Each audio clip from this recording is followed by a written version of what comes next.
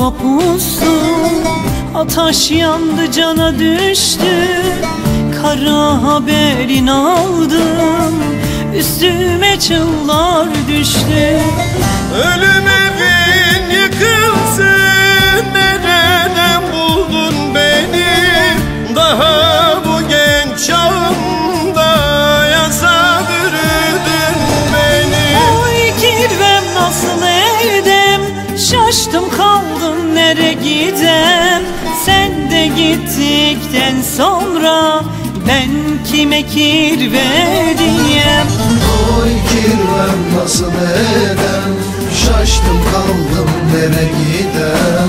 Sen de gittikten sonra ben kime kirve diyem?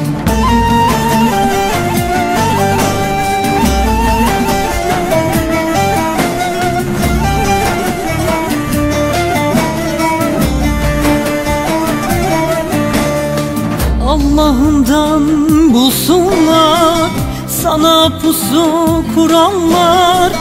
Dilerim yok olurlar kalleşçe vuranlar. Ölüm evin yıkılsın, nereden buldun beni?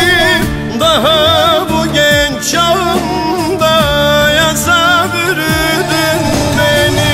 Oy kirvem nasıl edem, şaştım kaldım nere gidem. Sen de gittikten sonra ben kime kirve diyem? Oy kirvem nasıl edem, şaştım kaldım nere gidem.